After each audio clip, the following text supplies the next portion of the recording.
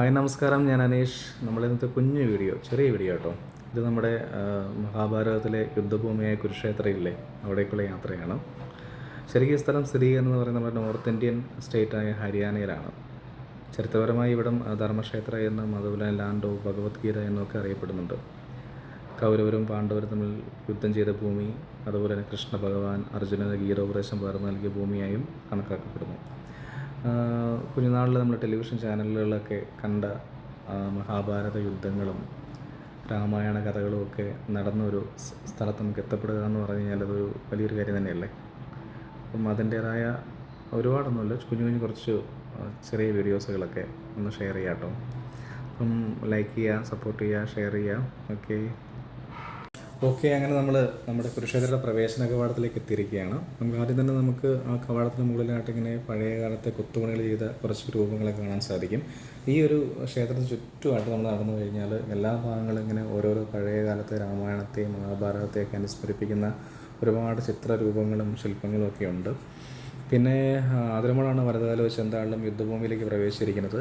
എന്തായി തീരുമെന്തോ, മഹാഭാരത യുദ്ധമൊന്നും അല്ല ഇനി വരാൻ കിടക്കുന്നത്, വേറെ എന്തൊക്കെയോ വലുതായിരിക്കും. പിന്നെ എന്ന് പറഞ്ഞാൽ നമ്മൾ ഇതിലേക്ക് കടന്നു കഴിഞ്ഞാൽ നമുക്ക് ആദ്യം കാണാൻ സാധിക്കുന്നതെന്ന് പറഞ്ഞു കഴിഞ്ഞാൽ നമ്മുടെ കുരുക്ഷേത്രം തന്നെയാണ്. ഈ ക്ഷേത്രം കാണപ്പെടുന്നു പറഞ്ഞു കഴിഞ്ഞാൽ ഒരു വലിയൊരു തടാകത്തിന് നടുവിൽ ഇങ്ങനെ ചുറ്റപ്പെട്ട് നിൽക്കുന്ന ഒരു ക്ഷേത്രമാണ്. ചുറ്റിനും മതിലുകളൊക്കെ ഉണ്ട്.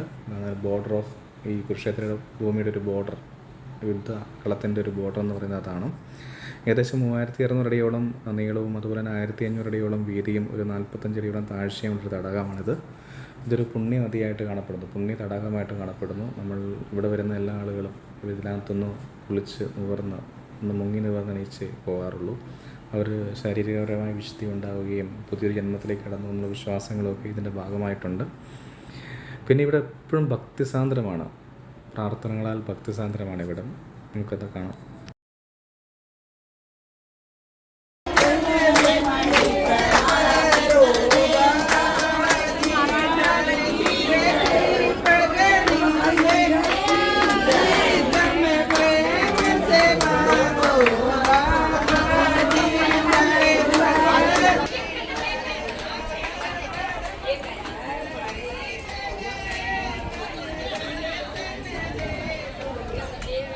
ഇത് കാല് കൊള്ളുമല്ലേ, കാല് കൊള്ളല്ലേ.